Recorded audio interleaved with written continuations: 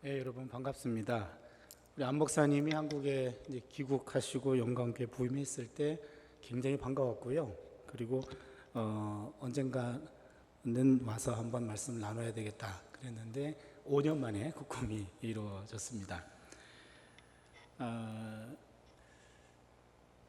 제가 학생 때 우리 교회에서 이런 집회가 있었는데 저녁 7시 반쯤 예배가 시작됐는데 강사 목사님이 11시 넘어서까지 설교를 하셨어요. 그 다음날 직장도 가야 되기 때문에 몇몇 분들은 일어서기도 하고 그랬는데 일어서는 사람들 향해 가지고 욕을 하셔가지고 아무도 못 일어났어요. 저도 그 자리에 있었는데 그 다음날부터 안 갔습니다. 설교를 1시간 이상 하는 거는 폭력이다라고 제가 그때 마음을 먹었습니다. 제가 1년에 한 50차례 이렇게 집회를 나가는 것 같은데요. 그래서 제가 결단한 게 있어요. 제가 이 자리에 서면은 59분 이상 설교는 안 하겠다. 그래서 영성 집회 충분히 목사님은 시간을 주셨는데 제가 59분은 넘지 않을 겁니다. 그거를 미리 말씀드리고요. 그리고 이틀인데 우리가 5번 집회는 합니다만 4번의 4종류의 말씀을 나눌 겁니다. 그래서 오늘 오신 분들은 좋은 말 할 때 개근하시기를 바랍니다. 그리고 또 한 가지는 주일 오후 2시가 마지막 집회가 될 텐데 그때는 가정의 영성을 나누게 되는데요. 여러분들의 그 자녀들을 좀 초청해서 주일 오후 예배는 함께 예배 드렸으면 좋겠어요. 그래서 함께 자리도 앉고 그 다음에 가족을 위해서 기도하는 시간도 있으니까 함께 기도했으면 좋을 것 같습니다. 교회를 우리 교회를 아니고 다른 교회 다닌다 그래도 주일 오후 예배니까 한 번 더 예배 드리는 것도 나쁘지 않을 것 같아서요. 자녀들과 함께 예배한다. 그걸 미리 말씀드리고 출가한 자녀들도 초청하시고 그리고 청년들 그 다음에는 중고등부 주일학교까지 그렇게 해서 모일 수 있다면 여기에 모이셔서 가정에 관한 메시지를 듣고 가족과 함께 기도하는 시간을 가지려고 합니다.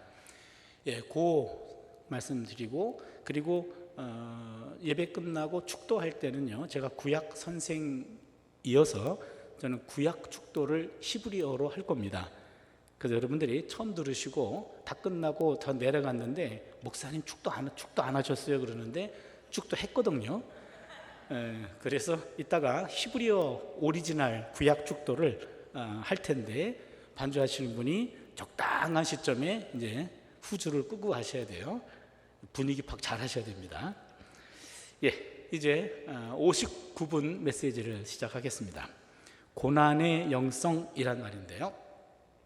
인생이란 누구에게나 어렵습니다. 고난의 일부는 우리가 피할 수 있을지 모르지만 모든 고난을 피할 수는 없습니다.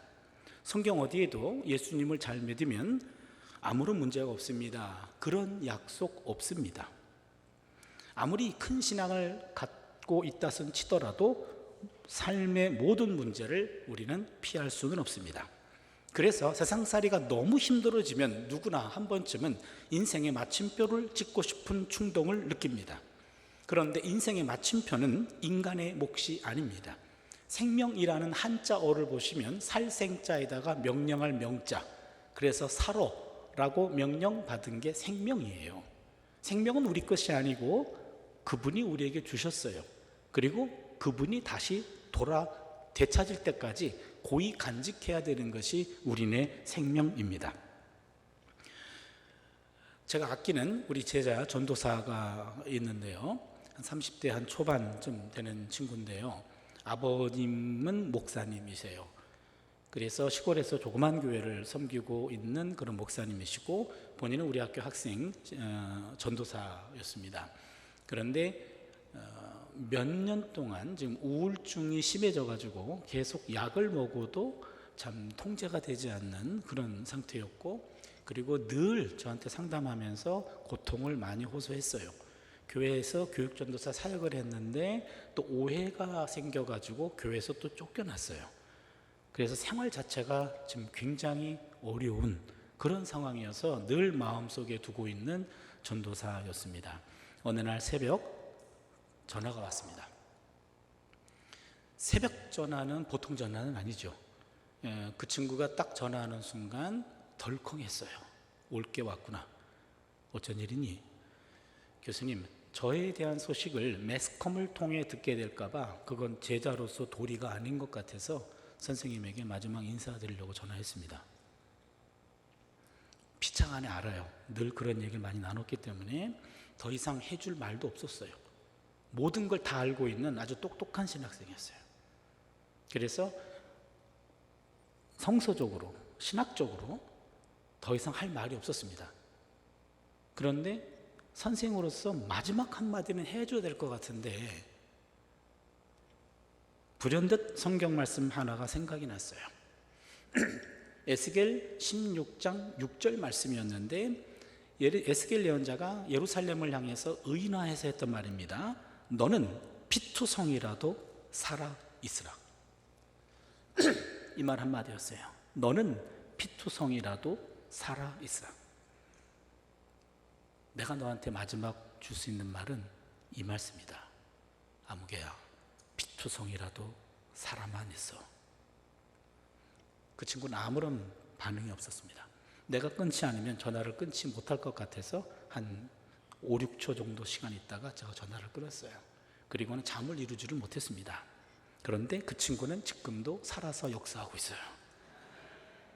나중에 만났는데 교수님, 그때 에스겔 16장 6절 말씀, 너는 피투성이라도 살아만 있으라, 그 말이 성경에 있다는 걸 처음 알았대요. 이 말씀 하나가 한 전도사의 생명을 살렸어요. 아무리 힘들어도 피투성이라도 살아만 있으라. 맞습니다. 목회자도 그렇고요, 전도사도 그렇고 교회 중직자도 그렇고 살다 보면 너무너무 힘들어서 마침표에 대한 충동을 느껴요. 그런데 마침표는 우리 것이 아닙니다. 우리가 할 수 있는 것은 쉼표는 찍을 수 있어요. 너무 힘들면 가던 길을 멈추고 쉼표를 찍습니다. 그리고 물음표를 던집니다. 하나님 어떻게 이루실 수 있습니까? 물음표를 던집니다. 그러면 어느 순간 하나님 쪽에서 느낌표로 화답할 날이 올 줄로 믿습니다. 우리에게 주어진 것은 쉼표와 물음표고 하나님이 갖고 계신 것은 마침표와 느낌표입니다. 우리는 오늘 욥이라고 하는 사람을 만나려고 해요. 구약 성경에서 고난 하면은 욥만큼 고난 당한 사람이 없습니다. 그래서 욥이란 사람의 고난 체험을 통해서 우리가 몇 가지 메시지를 함께 나누려고 합니다. 한번 따라해 주세요. 까닭 없이도 고난이 올 수 있다. 첫 번째 메시지입니다. 까닭 없이도 고난이 올 수 있습니다. 웬만한 고난은요, 우리가 실수했기 때문에, 잘못했기 때문에 당하는 것들이 많습니다. 그런데 어느 경우에는 까닭 없이도 고난이 올 수 있어요. 욥은 어떤 사람인가? 성경을 보면요, 욥기 1장 1절을 보시면 우스 땅에 욥이라 불리는 사람이 있었는데 그 사람은 온전하고 정직하여 하나님을 경외하며 악에서 떠난 자더라. 우스 땅은 이방 땅입니다. 욥은 유대인이 아닙니다. 욥은 이방 사람입니다. 거기 보면 온전했고 정직했고 하나님을 경외했고 악에서 떠난 자입니다. 이 말은 무슨 말이냐면 이방인 욥은 의인이었다, 이 말입니다. 욥기 1장 2절 3절을 보시면 그에게 아들 7과 딸 3이 태어나니라. 그의 소유물은 양이 7,000마리요 낙타가 3,000마리요 소가 500결이요 암나귀가 500마리며 종도 많이 있었으니 이 사람은 동방 사람 중에 가장 훌륭한 자라. 아들 7, 딸 3. 구약 성경에서 7자와 3자는 완전성과 충만함을 의미해요. 그래서 완전한 가정을 이루었다. 충만한 자녀도 갖고 있다. 이런 가정적으로도 아주 온전한 그런 집안이었고 재산도 엄청이 많았습니다. 남부러울 것이 없는 동방의 의인이면서 거부였다라는 게 1장 2절 3절 말씀입니다. 1장 8절을 보시면 야훼께서 사탄에게 이르시되 네가 내 종 욥을 쥐하여 보았느냐? 그와 같이 온전하고 정직하여 하나님을 경외하며 악에서 떠난 자는 세상에 없느니라. 1장 1절에 나와 있는 평가가 여기 다시 한번 반복됩니다. 구약 성경에 지금 사탄 등장하는데 여러분, 사탄은요 하는 일이 다른 사람들의 잘못을 참소하고 고소하고 고발하고 적대자로 행동하는 게 사탄입니다.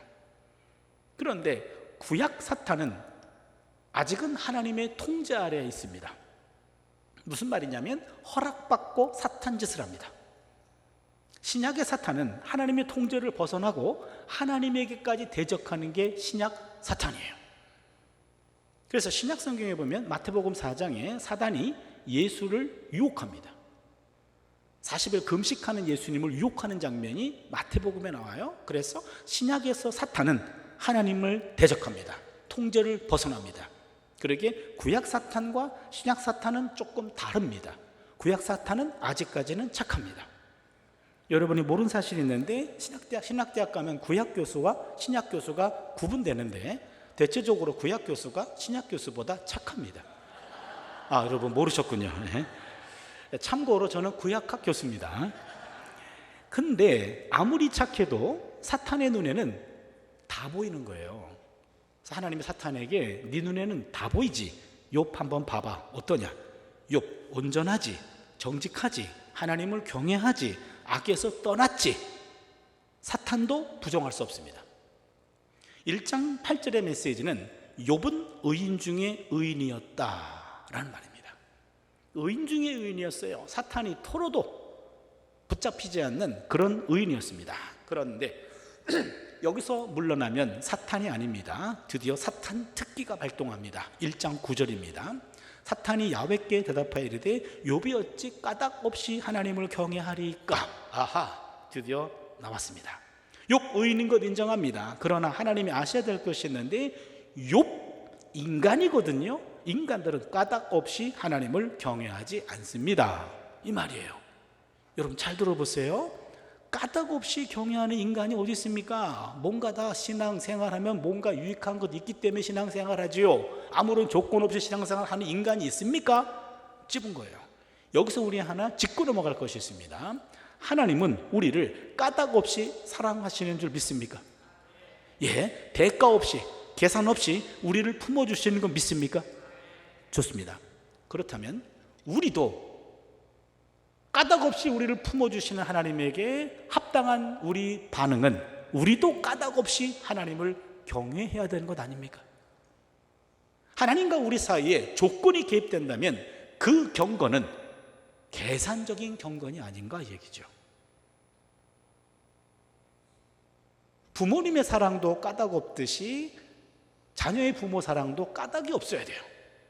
이것이 정상적인 관계입니다.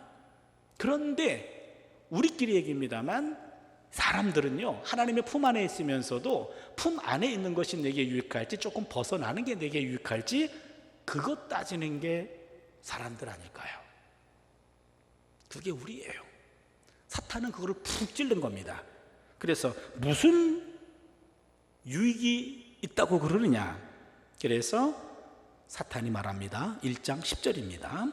주께서 그와 그의 집과 그의 모든 소유물을 울타리로 두르신 때문이 아니니까 주께서 그의 손으로 하는 바를 복되게 하사 그의 소유물이 땅에 넘치게 하셨음이니이다. 1장 10절은 사탄의 말입니다만 맞는 말이에요. 무슨 말이냐면 하나님이 욥과 욥의 집과 욥의 소유물을 이렇게 울타리로 보호하고 계시잖아요. 이 말이에요. 이 말은 사탄도 인정하는 말입니다. 우리는 이것을 하나님의 삼중 울타리라고 말해요. 하나님 앞에 바로 서면 하나님이 그 사람을 이렇게 울타리로 보호하신 줄로 믿습니다. 그 사람 덕분에 그 사람의 집도 울타리의 보호를 받습니다. 그 사람 덕분에 그 사람의 재산도 울타리의 보호를 받아요. 이게 하나님의 삼중 울타리예요. 그래, 그거 울타리 내가 쳐준 거 맞아. 그게 어때서? 그것 때문에 하나님을 믿는 거예요. 이렇게 얘기한 거예요. 그것 때문에 하나님에 대한 경건을 지킨 거예요. 만약에 그 울타리가 벗겨지면 욥도 하나님에 대한 믿음을 거둘 것입니다 라고 도발했어요. 그래서 하나님이 그 도발을 허락하셨어요. 그 울타리 때문에 나를 믿는 것은 계산적인 신앙이지 온전한 신앙이 아니지. 하나님이 이 도발을 허락하신 것은 욥을 불신해서가 아니라 욥을 그만큼 믿었기 때문에 허락하셨어요. 드디어 바깥쪽 울타리부터 거둬줍니다. 바깥쪽 울타리는 소유의 울타리죠. 두 번째 울타리는 집의 울타리죠. 마지막 울타리는 욥 개인의 울타리입니다. 드디어 기다렸다는 듯이 바깥쪽 울타리부터 거두어집니다. 욥기 1장 15절입니다. 스밧 사람이 갑자기 이르러 그것들을 빼앗고 칼로 중도를 죽였나이다. 스밧 사람은 남아라비아 사람입니다. 이 남아라비아 사람이 갑자기 도적대같이 몰려와가지고 욥의 재산을 빼앗았어요. 1장 15절에 그것들은 14절에 나와 있죠. 소떼와 나귀떼입니다. 욥이 갖고 있는 소떼와 나귀떼가 한두 마리가 아닙니다. 소떼 500결이에요. 500결이라는 말은 1000마리를 말합니다. 또한 나귀는 500마리입니다. 엄청난 재산을 탈취당했습니다. 거기서 끝나지 않습니다. 1장 16절을 보시면 그가 아직 말하는 동안에 또 한 사람이 와서 아뢰되 하나님의 불이 하늘에서 떨어져서 양과 종들을 살라버렸나이다. 갑자기 하나님의 불이 떨어졌어요. 이것은 하나님이 보낸 불이라기보다는 하늘로부터 떨어진 불이에요. 하늘에서 불벼락이 떨어졌는데 하필이면 욥의 재산에 불이 붙었어요. 그래서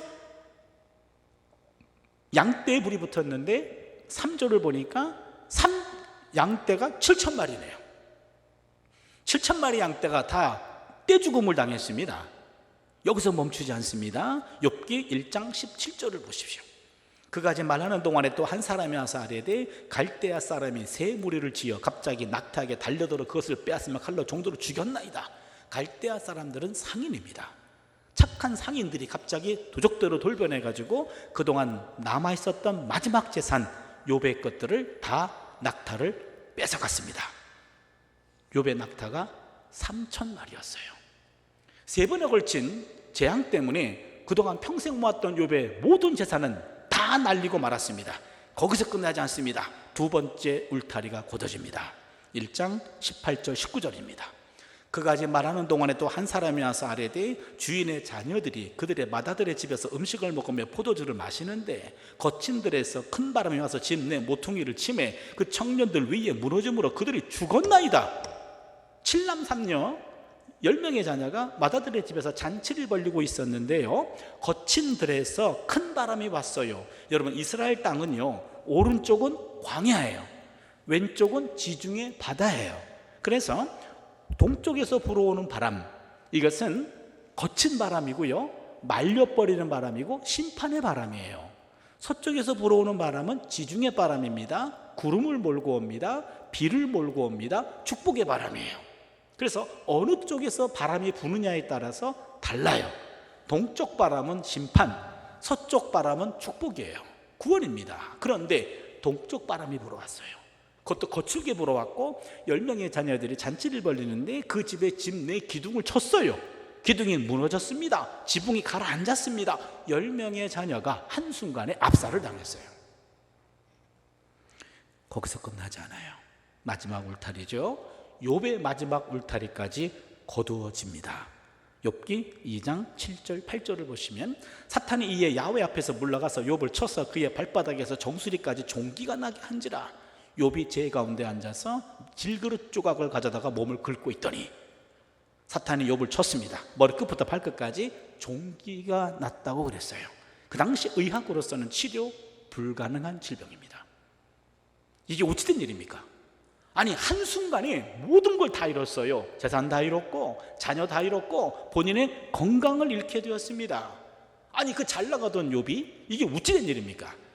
친구들이 소식을 들었어요. 찾아왔습니다. 와서 봤더니 아이고, 이렇게 잘 나가던 욥이 이렇게 한순간에 이런 삶이 과연 가능한가? 한동안 할 말을 잃었습니다.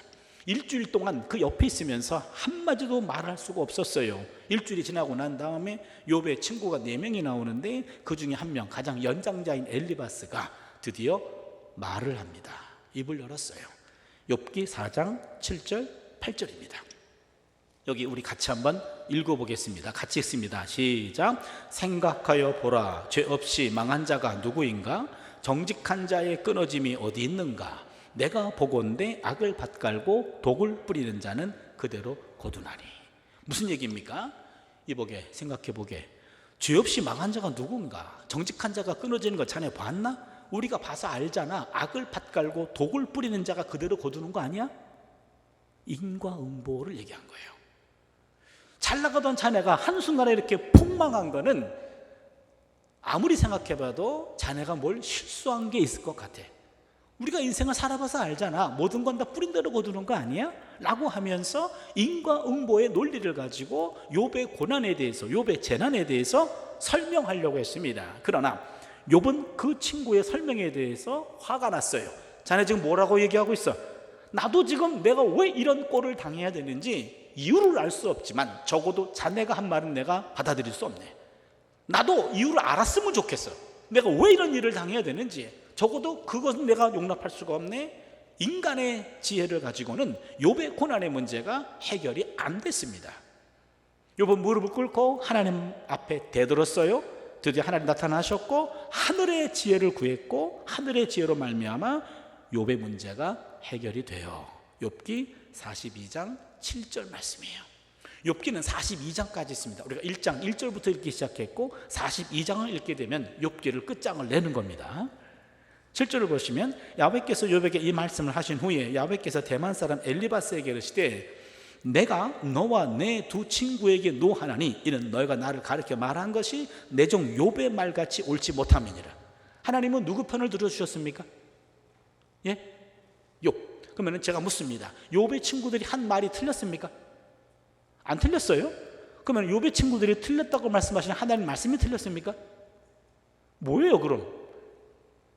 입장을 분명히 하세요. 다시 묻겠습니다. 하나님은 누구 편을 들어주셨죠? 욥. 그러면 욥의 친구들의 말이 틀렸습니까? 예? 말씀 좀 해보세요. 틀렸습니까? 안 틀렸어요? 그러면 틀렸다고 말씀하시는 하나님 말씀이 틀린 거잖아요. 예, 여러분 여기 와준 것만도 고마운데 괜히 와가지고 굉장히 질문하고 막 야단치는 것 같아서 정답을 말씀드릴게요. 욥의 친구들이 한 말, 뿌린 대로 거둔다, 인과응보, 틀린 말은 아니에요. 그렇죠. 그 말의 내용은 틀리지 않아요. 그런데 뭘 잘못했습니까? 욥의 경우에 억지로 적용함이 잘못됐어요. 그 말은 맞지만 그 말을 욥의 경우에 억지로 적용한 것이 잘못된 겁니다. 그 말이 맞지만 그 말이 모든 경우에 다 맞는 말은 아닙니다. 욥의 친구들이 한 말, 인과응보라는 말, 틀린 말 아니에요. 그러나 인과응보 논리가 모든 경우에 다 맞는 말은 아니에요. 욥은 그걸 얘기합니다. 우리가 함께 읽었던 욥기 2장 3절 한번 다시 봅니다. 야훼께서 사탄에게 이르시되 네가 내 종 욥을 쥐하여 보았느냐? 그와 같이 온전하고 정직하여 하나님을 경외하며 악에서 떠난 자가 세상에 없느니라. 네가 나를 충동하여 까닭 없이 그를 치게 하였어도 그가 여전히 자기의 온전함을 굳게 지켰느니라. 뭐라고 얘기합니까? 욥의 고난은 까딱 없는 고난이었어요. 인생을 살다 보면 까딱 없는 고난도 경험할 수가 있어요. 우리에게 필요한 것은 정답이 아니라 공감일 때가 더 많습니다. 욥의 친구들이 실패한 것은 공감의 언어를 사용해야 할 그 자리에 자기 나름대로 정답을 들이댔기 때문입니다.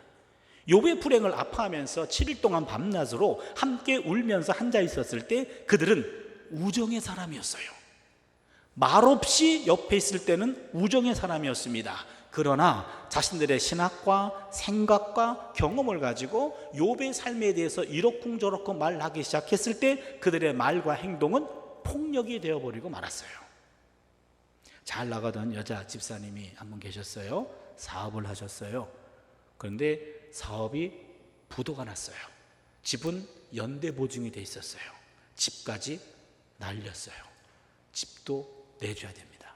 기가 막힌 일을 당한 겁니다. 한동안 교회를 못 나갈 정도로 너무 좌절하고 절망하고 있었어요. 교회에서 신방을 모셨어요. 그 통곡하는 집사님을 위로해드리고 함께 예배를 드렸어요. 간신히 마음을 좀 가라앉혔어요. 그런데 같이 신방에 따라갔던 또 다른 신방대원인 한 여자 집사님이 가까스로 울음을 멈춘 그 집사님에게 집사님 혹시 11조 떼먹은 거 없소? 이렇게 물어봤어요. 물론 그럴 수도 있겠습니다만 그러나 그 말 하는 순간 그날 신방은 꽝이었어요. 여러분 잘 기억하세요. 서둘러 눈물 닦아주는 것보다는 함께 울음을 섞는 것, 함께 울어주는 것, 그것이 훨씬 더 위로가 돼요. 고통받는 분에게 섣불리 충고하지 않는 겁니다. 고통받는 자에게 멋진 설교하려고 하지 마세요. 다만 애정 어리고 걱정 어린 몸짓으로 얼마나 힘들까. 저 나이에 애들 넷이나 있는데 얼마나 힘들까? 그것만 공감해 주는 거예요. 얼마나 힘들까? 우리가 곁에 있다는 것, 당신을 위해 기도하고 있다는 것, 그거 하나만 느끼게 해줘도 충분히 위로가 돼요. 거기서 원인을 분석하고 그 위에 앞으로 잘 될 거야, 이런 입에 발린 표현이 아니라 그냥 멈추고 눈빛으로 그냥 함께 아파해 주는 것, 바로 그것이 더 성숙한 태도예요. 인생을 살다 보면 까닭 없는 고난도 얼마든지 있어요. 우린 이것을 신비의 고난이라고 그래요. 영문을 알 수 없어. 내가 잘못한 건 아닌 것 같아. 근데 내가 왜 이런 일을 당해야 되는지 모르겠어. 그런 일들이 있을 수 있습니다. 인생의 신비 앞에서 우리는 알 수 없는 그 원인을 캐려고 하지 말고 그냥 있는 그대로 받아들이고 그 순간을 겸손하게 그것을 수용할 수 있는 그런 성숙한 태도 가질 수 있기를 바랍니다. 두 번째 메시지입니다. 한번 따라할까요? 고난이 올 때 더 경건해질 수 있다. 두 번째 메시지입니다. 고난이 올 때 더 경건해질 수 있습니다. 욥이 고난을 어떻게 대처했는가? 여기가 중요합니다. 평생 모았던 재산을 다 날렸습니다. 3번에 걸친 재앙 때문에 다 날렸습니다. 엎친 데 덮친 격으로 10명의 자녀도 한순간에 다 잃었습니다. 이때 욥이 보여준 반응이 기가 막힌 반응이에요. 욥기 1장 20절 22절입니다. 욥이 일어나 겉옷을 찢고 머리털을 밀고 땅에 엎드려 예배하며 이르되 내가 모태에서 알몸으로 나와 싸운 적 또한 알몸이 그리로 돌아가올지라. 주신 이도 야훼시요 거두신 이도 야훼시오니 야훼 이름이 찬송을 받을지니이다 하고 이 모든 일에 욥이 범죄하지 아니하고 하나님을 향하여 원망하지 아니하니라. 기가 막힌 본문입니다. 그럼 여러분 한번 생각해 보세요. 욥이 평생 모은 재산 다 날렸고요, 자녀 10명이 다 죽었습니다. 그 소식을 들었습니다. 욥이 일어났습니다. 겉옷을 찢었습니다. 머리털을 밀었습니다. 이건 뭡니까? 하나님 한판 붙어봅시다 라고 하나님에게 어깃장을 놓는 것일까요? 구약성경에서 겉옷 찢는 것은요, 찢어지는 마음을 겉으로 표현한 거예요. 이 마음이 찢어지는데 표현할 방법이 없어서 겉옷을 찢어요. 이 마음을 찢는 거예요. 몸을 찢는 것이라는 일종의 상징적인 행동이에요. 머리털을 밀었습니다. 장례식을 준비합니다. 인생의 쉼표를 찍은 거예요. 그리고는요, 가던 길을 멈추고 쉼표를 찍었고, 그리고 이렇게 고백합니다. 내가 모태에서 알몸으로 나와 싸운 적 또한 알몸을 그로 돌아가올지라. 주신 분도 야훼시오 취하신 분도 야훼시입니다. 기가 막힌 고백인데 한번 상상해 봅시다. 여러분, 욥이 평생 모았던 재산을 다 날렸잖아요. 자녀 10명이 다 죽었지 않습니까? 그때 겉옷을 찢었어요. 머리털을 밀었습니다. 그 다음에 땅에 엎드렸어요. 예배 드렸습니다. 그리고는 일어났습니다. 그리고는 내가 모태에서 알몸으로 나와 싸운 적 또한 알몸의 그리로 돌아가올지라 라고 하면서 이런 고백을 했어요. 여러분 같으면 이렇게 고백할 수 있습니까? 상상하기도 싫죠. 이런 일을 상상하는 것조차 두려워요. 우리 같으면 평생 모았던 재산을 다 날리고 자녀가 다 죽었을 때 한 번 예배 드렸다고 이런 고백을 할 수 있을까요? 저는 못할 것 같습니다. 예배 한 번이 뭐라고, 어떻게 이것을 한순간에 극복이 가능할까요? 우리가 욥기를 읽을 때 1, 2장하고 맨 42장만 읽어서는 안 되고요, 3장의 욥을 놓쳐서는 안 돼요. 3장 1절 3절을 봅니다. 그 후에 욥이 입을 열어 자기의 생애를 저주하니라. 욥이 입을 열어 이르되 내가 난 날이 멸망하였었더라면 산의 아이를 베었다 하던 그 밤도 그러하였었더라면. 여러분, 3장의 욥은요 1, 2장의 욥과 달라요. 3장의 욥은요 자기 생애를 저주합니다. 내가 왜 태어나가지고 이런 꼴을 봐야 됩니까? 차라리 내가 태어난 날 나를 죽였더라면, 아니 내가 만들어진 그날 밤 만들지 말든지 아니면 그날 밤 죽이든지 내가 왜 태어나가지고 이런 꼴을 봐야 됩니까? 하면서 3장의 욥은요 거칠게 항의해요. 1, 2장의 욥은 침묵합니다. 3장의 욥은 침묵을 깹니다. 1, 2장의 욥은 경건해요. 인내합니다. 3장의 욥은요 반항해요. 그리고 따질 건 따집니다. 잘 들으세요. 1, 2장의 욥은 냉정한 반응을 보였고 3장의 욥은 감정적인 반응을 보였어요. 하나님 앞에서의 반응은 이성적인 반응도 중요하지만 감성적인 반응도 중요합니다. 내 안에 있는 감정을 속이지 않고 누르지 않고 있는 그대로 감정에 충실하게 따라가는 것도 중요해요. 요 두 가지가 함께 있었던 겁니다. 그래서요, 아마도 상상력을 동원하자면 욥기는 1장부터 42장까지요 사건이 일어난 순서대로 기록한 게 아니에요. 욥의 사건이 있었어요. 욥기 저자가 이것을 현재와 같이 배치를 시킨 거예요. 그렇다면 우리가 상상력을 동원해 보면 이렇게 했을 것 같아요. 평생 모았던 재산을 다 날렸네. 자녀 10명이 다 죽었어요. 그 소식을 들었습니다. 욥이 이건 무슨 소리요?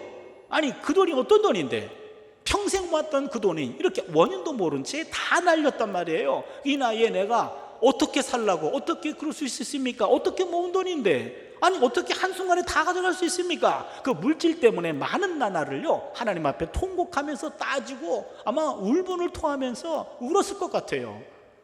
엄청나게 울분을 토하며 기도했을 것 같아요. 시간이 좀 지났습니다. 지나고 나서 더 큰 문제가 있네. 10명의 자녀가 다 죽었잖아요. 여러분 시편에 보면은요 자식들은 야훼의 기업이요 태 열매는 하나님의 상급이라 그랬어요. 하나님의 상급인 자녀가 그것도 한 명이 아니라 10명이 한순간에 한꺼번에 갔단 말이에요. 아니 이것도 뭐예요 하나님? 아마도 자녀들을 앞세운 부모님들은 자녀를 땅에 묻기 전에 가슴에 먼저 묻는다고 얘기해요. 그렇잖아요. 그렇다면요 첫 아이를 하나님이 주었을 때 우리 가정이 얼마나 기뻤는지 하나님 아시지요. 그 아이가 엉금엉금 기어다니다가 우뚝 섰던 그 광경도 아직 눈에 선하고 그 아이 입에서 엄마 아빠 했던 그 소리도 아직 귀에 여운이 남아있는데 어떻게 그 아이를 그렇게 데려갈 수 있습니까? 한 아이를 놓고 많은 시간을 끙끙거리며 많은 날을 눈물로 통곡하면서 이 아이를 가슴에 묻었을 것 같아요. 둘째 아이를 또 가슴에 묻습니다. 병약해가지고 이 아이를 키우느라고 내외가 얼마나 뜬 눈으로 밤을 지새운 적이 많았는지요. 이제 좀 장성해서 이제는 건강해서 사람 역할 좀 하나 싶었더니 어떻게 그 아이를 또 데려갈 수 있습니까? 아마도 많은 시간을 지나면서요 자녀들을 하나 둘 가슴에 묻었을 것 같아요. 시간이 지나가고 난 다음에 곰곰이 생각해 보니까 내가 태어날 때 물질 가지고 온 것도 아니고 내가 태어날 때 자녀 가지고 온 것도 아니었어요. 이 땅에 사는 동안 물질을 주신 분도 하나님이고 자녀를 주신 분도 하나님이었어요. 내 시간표에 따르면은요 물질은 놓고 내가 먼저 가야 돼. 자녀를 놓고 내가 먼저 가야 돼. 그건 내 인생 시간표예요. 그런데 내 인생은 내가 짜놓은 시간표대로 움직이지 않고 때로는 이해할 수 없는 하나님의 시간표가 인생에 불현듯 들어올 때가 있어요. 욥은 그걸 인정한 겁니다. 하나님의 시간표구나. 내 계획과는 다른, 완전히 엉클어졌지만 그러나 하나님의 시간표가 내 안에 작동된 거구나. 태어날 때 가져온 것도 없고 갈 때 가져가지도 않아요. 태어날 때 자녀가 가져온 것도 아니고 갈 때 자녀 데려가는 것도 아니에요. 그래서 이런 고백이 나오는 거예요. 내가 모태에서 알몸으로 나왔사온즉 또한 알몸이 그리로 돌아가올지라. 이 땅에 사는 동안 주신 분도 야훼시요 거두신 분도 야훼십니다. 이런 고백을 한 겁니다. 일단은 물질과 자녀 문제 때문에 하나님과의 관계가 흔들리지 않는 더 경건한 욥으로 우뚝 서게 된 거예요. 그 과정이 생략돼서는 안 돼요. 3장에 나와 있는 거칠게 항의하는 이런 감정적인 이런 고백, 이런 고백이 놓쳐서는 안 되는 거죠. 일반 상처는요 약을 바르면 나아요. 그런데 곪은 상처는요 약 바르는 것이 아니라 곪은 상처 부위를 도려내야 돼요. 도려낸다는 말은요 이것은요 바깥으로 이것을 토해내는 거예요. 이런 거칠고 토해내는 기도, 이거를 토설 기도라고 그래요. 욥기 3장의 자기 저주 기도는 일종의 토설 기도입니다. 토해내는 기도예요. 시편 32편 3절 개역 한글판 성경을 보면요 내가 토설치 아니할 때에 종일 신음함으로 내 뼈가 쇠하였도다. 개역개정 이전 성경에 토설하다라는 용어가 있었어요. 요거를 개역개정으로 바뀌면서 입을 열지 아니할 때라고 순화시켰는데 저 개인적으로는 토설하다라는 용어를 놓친 게 조금 아쉬워요. 토설기도입니다. 이건 여러분 토해내야 돼. 토해내지 않으면 내 안에 남아있어요. 남아있는 것은 계속해서 내 병의 근원이 돼요. 시편 62편 8절을 보시면요, 백성들아 시시로 그를 의지하고 그의 앞에 마음을 토하라. 하나님은 우리의 피난처시로다. 이 토하라 라는 말이 히브리 말로 샤파크, 이걸 샤파크 기도라 그래요. 샤파크 기도. 내 안에 있는 아픈 마음, 쓴뿌리, 상처, 이것들을 그냥 두지 말고 바깥으로 토해내라는 거예요. 이게 샤파크 기도, 토설 기도입니다. 한나가 엘리 제사장 앞에서 했던 기도가 토설 기도예요. 사무엘상 1장 15절을 보시면 한나가 대답하여 이르되 내 주여 그렇지 아니하니이다. 나는 마음이 슬픈 여자라. 포도주나 독주를 마신 것이 아니요 야훼 앞에 내 심정을 통한 것뿐입니다. 여기 심정을 통하다, 이 말이 샤파크예요. 내 안에 있는 이 아픈 마음, 이건 남 눈치 볼 것도 없어요. 내가 너무 아파요. 내가 너무 한이 맺혔어요. 이것을 하나님께 토해내는 거예요. 샤파크 기도라 그래요. 샤파크 기도. 저는 오늘 여러분에게 이 샤파크 기도를 좀 알려드리고 싶어요. 너무나 이성적이고 냉정적으로 남의 눈치를 보지 마시고요, 때로는 모든 것들을 초월해서 하나님 앞에 순수하게 내 안에 있는 것들을 그대로 드러내는 이런 샤파크 기도, 토설 기도가 필요해요. 욥도 그 기도 덕분에 물질과 자녀의 문제를 극복해 냈어요. 하나님은 이런 기도에 대해서요, 야 좀 그렇게 막 말하면 되냐? 라고 컴다운 시키는 것이 아니라, 그런 기도는 타이밍이 왔을 때, 나오려고 할 때 그때 하라고 얘기합니다. 예레미야 33장 3절에 너는 내게 부르짖으라. 내가 내게 응답하겠고 내가 알지 못하는 크고 은밀한 일을 내게 보이리라 하면서 그 타이밍에 그런 것이 울컥 나왔다면요, 누르지 마세요. 솔직하게 정확하게 하나님께 그냥 순수하게 토해내는 겁니다. 이게 샤파크 토설 기도예요. 아마도 욥은 요 샤파크 기도, 토설 기도를 통해서 그 엄청난 시험을 극복해 낸 줄로 믿습니다. 그러자 하나님이 사단에게 너 일로 와봐, 욥 봐봐, 짱이지 그랬을 것 같아요. 사탄이 꽝입니다. 왜? 지 몸 하나가 건강해서 그렇습니다. 마지막 울타리도 허락했었어요. 벗겼습니다. 사단이 쳤어요. 머리끝부터 발끝까지 종기가 났다 그랬잖아요. 그렇죠? 종기라는 말은 옛날 성경은 악창이라고 번역했는데, 악창이 더 그 질병에 가까운 것 같아요. 온몸에 피부병이에요. 진물이 나와요. 과거에 구약시대에 그런 사람들은요, 혐오스럽기도 하고 전염이 될까봐 그 사람을 동네로부터 추방시켰어요. 침을 뱉어서. 욥기 30장 10절을 보시면 그들이 나를 미워하여 멀리하고 서슴지 않고 내 얼굴에 침을 뱉는도다. 아니, 동네 사람들이 욥을 보면 침을 뱉어요. 이게 말이 아니고 그다음에 전염될까봐 그를 쫓아낸 겁니다. 동시에 뼈가 쑤시고 고통으로 잠을 이루지 못합니다. 욥기 30장 17절입니다. 밤이 되면 내 뼈가 쑤시니 나의 아픔이 쉬지 아니하는구나. 이미 그 질병이 이미 피부를 점령했고 피부를 파고 들어가서 심줄과 근육까지, 뼈까지 이르렀어요. 욥의 몸은 죽음이 진행되고 있습니다. 숨은 붙어 있지만 장기와 몸은 이미 죽어가고 있어요. 고통으로 잠도 이루지 못합니다. 욥은 산송장이에요. 이런 광경을 보다 못한 아내가 드디어 극단적인 발언을 쏟아냅니다. 욥기 2장 9절입니다. 그의 아내가 그에게 이르되 당신이 그래도 자기의 온전함을 굳게 지키느냐? 하나님을 욕하고 죽으라. 뭐 이런 마누라가 다 있나요? 이것 때문에 욥의 아내가 3대 악처 중에 하나가 되는 순간이거든요. 그런데 이때 욥은 한 번 더 깊어져요. 기가 막힌 고백을 해요. 2장 10절입니다. 그가 이르되 그대의 말이 한 어리석은 여자의 말 같도다. 우리가 하나님께 복을 받았은즉 화도 받지 아니하겠느냐 하고 이 모든 일에 욥의 입술로 범죄하지 아니하니라. 기가 막힌 고백이에요. 무슨 말씀인지 아십니까? 이보시오. 우리가 하나님께 그동안 복을 받았는데 때로는 화도 받지 아니하겠느냐, 그 말이에요. 지금까지는 나 중심이었어요. 내게 좋은 것 주시면 할렐루야, 내게 나쁜 것 주시면 놀렐루야 이랬어요. 내게 좋은 것 주시면 아멘, 내게 나쁜 것 주시면 노멘, 그랬단 말이에요. 지금까지 기준은 나였어요. 나에게 좋은 거 나쁜 거였어요. 그런데 욥이 시각이 바뀌어요. 어떻게 바뀝니까? 하나님은 좋은 것 주신 분도 하나님, 나쁜 것 주신 분도 하나님이에요. 여러분, 이게 엄청난 변화예요. 지금까지는 자기중심적으로 하나님과의 관계를 생각했는데 이제는 하나님 중심으로 자신의 삶을 돌아본 거예요. 그동안은 나한테 유익한가 나쁜 건가 이것이 기준이었는데 그 모든 것들이 하나님이 주신 거 아니냐, 그렇다면 뭔가 뜻이 있겠지, 이렇게 된 거예요.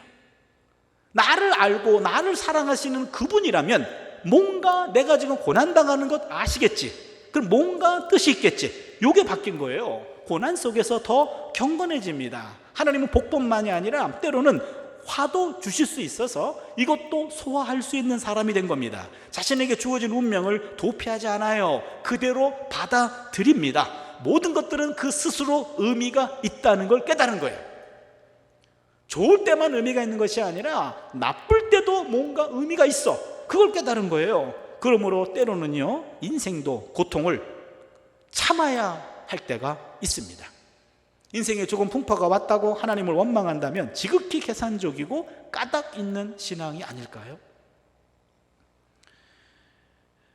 저희가 독일에 유학 중에요, 우리 첫 딸 아이를 낳았어요. 물론 아내가 낳았죠. 그런데 첫 아이고 경험도 없었고, 그다음에 독일 유학 생활은 교민들도 많지 않고 상당히 우리한테 이렇게 알려주시는 분들이 많지가 않았어요. 근데 입덧이 굉장히 심해가지고 한 달 이상은 입덧했던 것 같아요. 거의 못 먹고, 그리고 제 아내도 공부를 했기 때문에 학교 갔다가 막 쓰러져서 오기도 하고 또 엎혀 오기도 하고, 그래서 저는 아이를 낳다가 아내 잡는 줄 알았어요. 그랬는데 어느 순간 갑자기 또 바뀌더만요. 이제는 완전히 또 바뀌어가지고 폭풍 흡입하는 사람으로 바뀌었어요. 원하는 메뉴를 채워주지 아니하면 남편도 먹어치울 기세예요.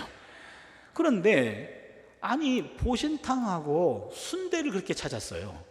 그런데 독일에 없어요. 없는 것들만 찾았어요. 그래서 겉으로는 미안한 척했지만 속은 편했어요. 어차피 먹고 하는 거니까요. 그래서 아무튼 아기가 태어났어요. 태어나서 충분히 영양 공급이 안 됐기 때문에 2.56인가? 그 정도로 태어났어요. 아주 조그마한 녀석 하나가 태어났습니다. 그리고 이제는 3개월 정도 있다가 제가 학위를 마쳤고 한국에 귀국했어요. 그리고 남현 성결교회에 담임 목회를 하던 때였어요. 이 녀석이 한 3살쯤 됐습니다. 그런데 어느 날 기침을 하길래 우리는 첫 아이니까 좀 기침 정도는 스스로 이길 정도로 강하게 키워야 돼. 그래가지고 내버려뒀어요. 스스로 이기도록. 일주일 동안 기침을 해요. 가만히 봐도 기침이 잦아지는 것이 아니라 기침이 깊어져요. 불안해가지고 병원을 데려갔어요. 그랬더니 폐렴이 됐어요. 아이를 강하게 키운 것이 아니라 병을 강하게 키웠죠. 병원에 입원했습니다. 일주일 동안 입원해야 된대요.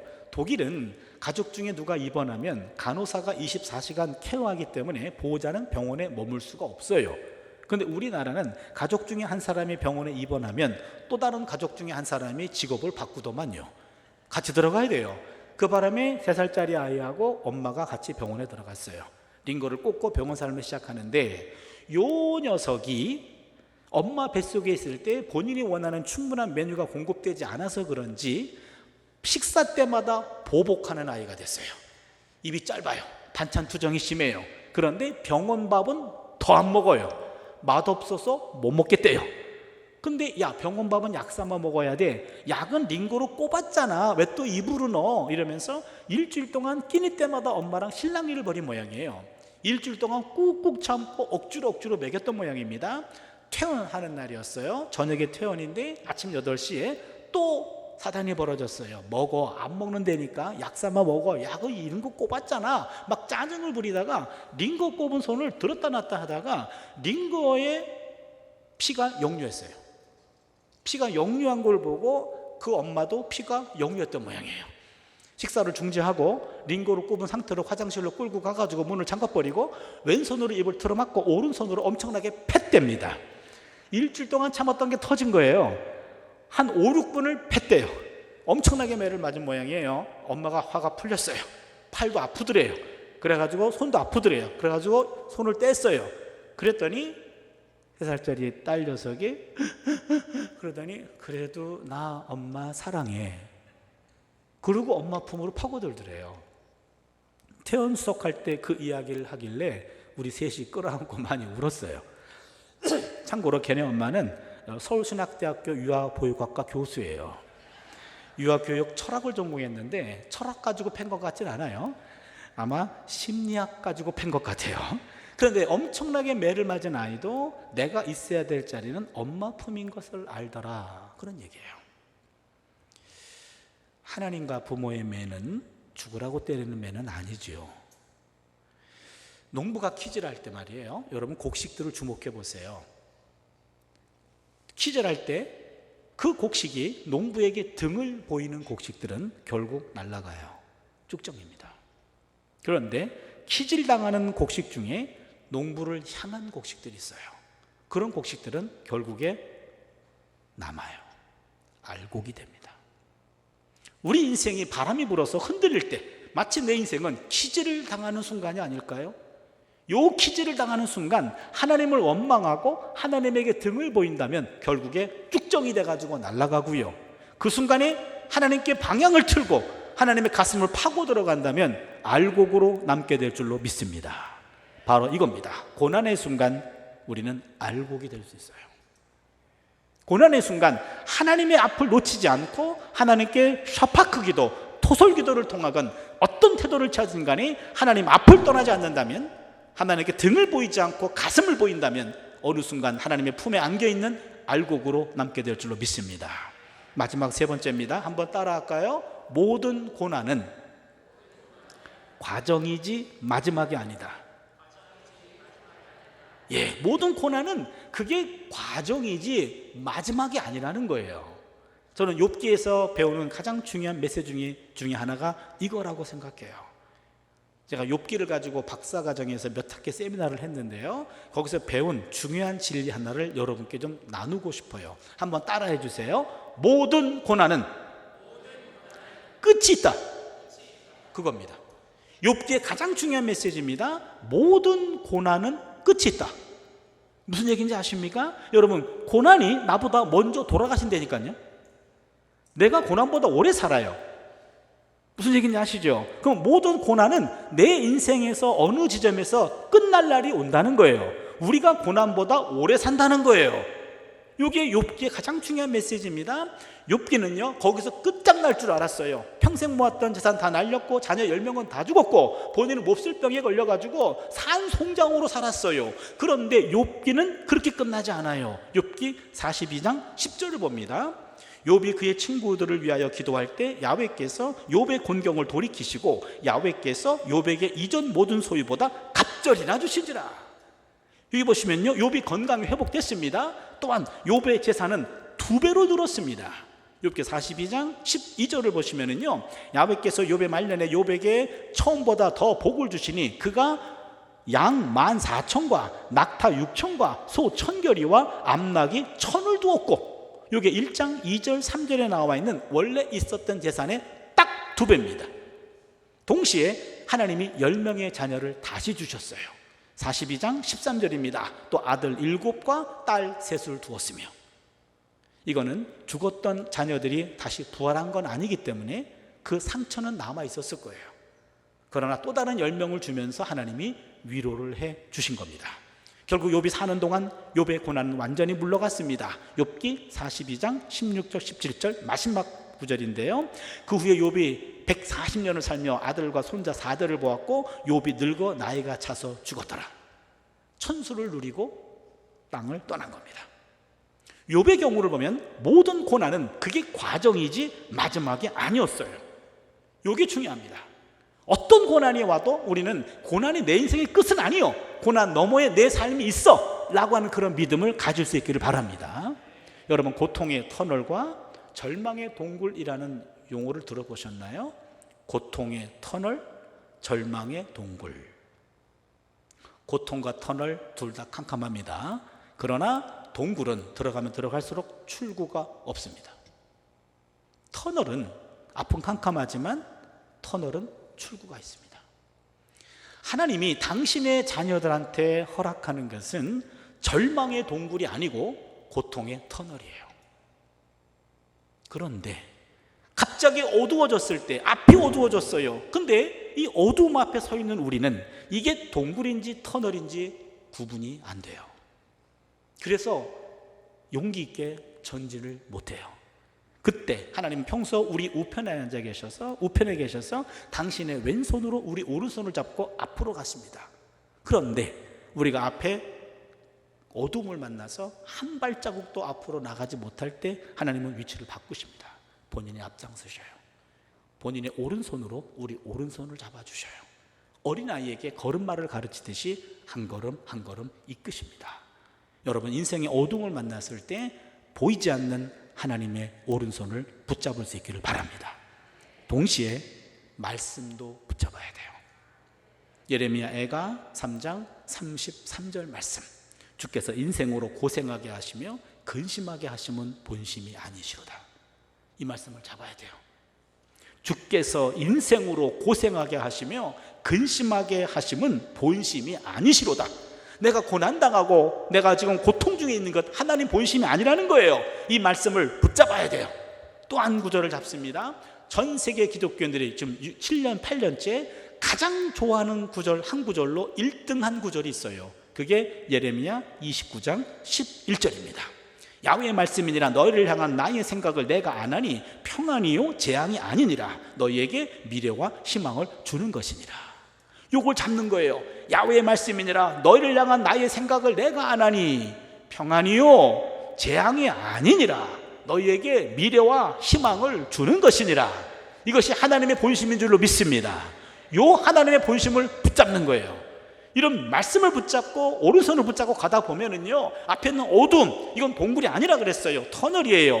처음에는 캄캄합니다. 터널의 중간까지 캄캄해요. 그러나 끝까지 가다 보면 터널의 끝을 만나게 될 줄로 믿습니다.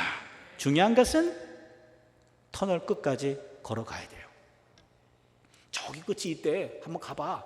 아니에요. 그 사람에게는 터널 입구에 어두움만 있어요. 여러분, 힘들지만, 앞이 보이지 않지만 오른손 잡고 말씀 붙잡고 믿음 갖고 뚜벅뚜벅 가다 보면 처음에는 어두워요. 터널의 중간까지는 어두워요. 그러나 가다 보면 터널의 끝을 만나게 될 줄로 믿습니다. 따라서 신앙인은 절망의 상황에서도 절망의 구름이 걷히는 희망을 바라보는 자들이에요. 설교 초반부에 잘 나가던 여자 집사님, 부도 당하신 분 벌써 잊으셨나요? 그 정도는 기억하시죠? 예, 그분이 제 어머니예요. 제가 고등학교 2학년 때 그런 일을 당했어요. 황당했습니다. 며칠 이내로 집을 내줘야 된대요. 그리고는 라면으로 끼니를 이었어요. 일단 학교는 갔어요. 근데 우리가 학교 다닐 때는요, 공락금을 제때 못 내면 수업 중간에 담임 선생님이 아무개 공락금 못 내니? 예. 그럼 책가방 싸야지. 예. 쫓아냈어요. 요즘에 그랬다가는 아마 SNS에 올라가고 인권이 회부될 거예요. 우리 때는 그런 인권이 없었어요. 쫓겨났습니다. 저를 비롯한 몇 명이 쫓겨났어요. 일찍 집에 갔어요. 집에 갔는데 그날이 우리 교회 전도사님이 신방 와 주셨다 그랬잖아요. 그날이었어요. 제가 일찍 들어간 거죠. 그랬더니 그 전도사님이 정식 예배를 드리려고 왔는데 제 어머니가 너무 통곡하시니까 정식 예배를 못 드렸어요. 안아주시고 기도만 해주시다가 가시던 참이었는데 저를 보신 거예요. 전도사님이, 준아, 넌 이 집의 장남이니까, 제가 이남 이녀 중에 장남이거든요. 오늘 준비해온 말씀을 너를 줄게. 하나님이 너에게 준 말씀이야. 성경 구절 한 구절을 주셨어요. 로마서 8장 18절이에요. 생각하건대 현재의 고난은 장차 우리에게 나타날 영광과 비교할 수 없도다. 저는 그 말씀이 있다는 걸 그때 처음 알았고, 이 말씀이 나에게 주었다라는 그거에 큰 위로가 됐어요. 일단 집에 왔으니까 공락금 얘기를 해야 되는데, 아버지와 어머니가 매일 밤 싸우셔요. 당신이 잘못했어. 당신 또 잘한 게 뭐가 있어. 그러면요, 싸우다 보면요, 싸움 말리느라고 공락금에 공짜도 못 끝내요. 아니, 그럼 난 내일 학교 가면 또 쫓겨날 텐데, 아니 이 양반들은 해결할 기미는 보이지 않고 자꾸 그거 가지고 싸우고만 있어요. 그럼 너무 짜증이 나가도 집에 있기가 싫어요. 뛰쳐나갑니다. 근데 우리 고등학교 때는요, 통금이 있었어요.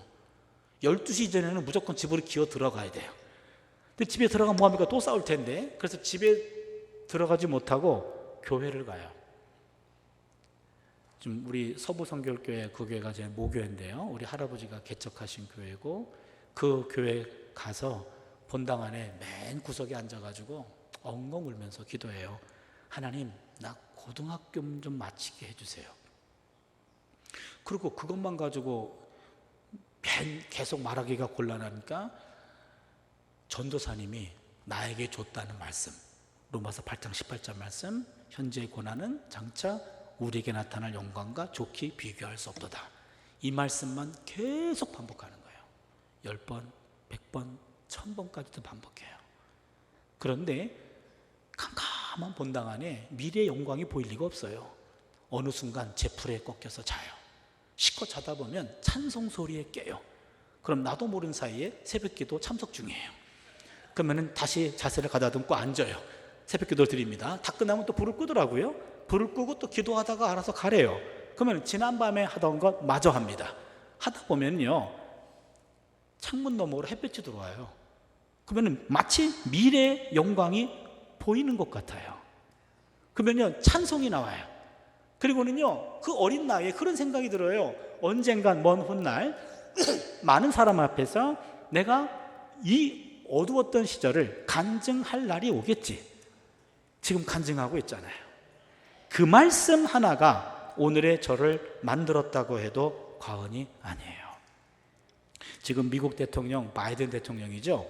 바이든 대통령이 29살 때 이분이 교통사고가 나가지고요, 부인과 13개월밖에 안 된 딸, 그리고 두 아들도 크게 다쳤어요.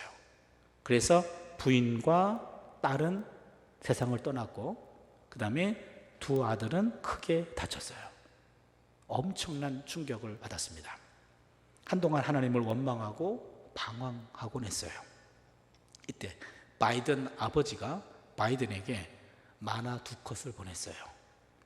미국의 유명한 작가 닉 브라운이 그린 그림인데, 공포의 헤이가르라고 하는 만화예요.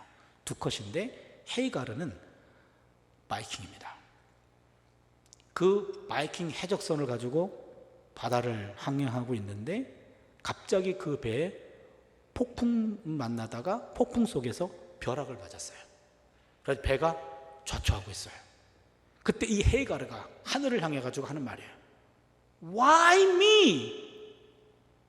왜 하필이면 나입니까? 아니, 이 바다에 배가 엄청 많은데 그 엄청 많은 배 중에 왜 하필이면 내 배에 벼락이 떨어져 가지고 내 배가 왜 가라앉습니까? Why me? 이랬어요. Why me? 그때 또 하나의 만화 한 컷, 하나님 등장하십니다. Why not? 왜 너는 아니니? 이 말이었어요. 많은 사람들이 그런 경험을 갖고 있는데 왜 너만 아니야? 요 만화 2컷이었습니다. 불행은 누구에게나 닥칠 수 있다는 깨달음이에요. 우린 스스로 감수하고 감내하고 일어나야 될 때가 있다라고 하는 겁니다. 세상은 고통으로 가득하지만 또한 그 고통을 이겨낸 일들로도 가득해요. Why me? Why not? 왜 나만 받는 고난이냐고요? 불평만 할 것이 아니라 고난 이후를 바라보는 그 믿음의 자세가 우리에게 필요합니다. 비극과 고난은 누구에게나 언제든 찾아올 수 있어요. 까닭이 있든 까닭이 없든.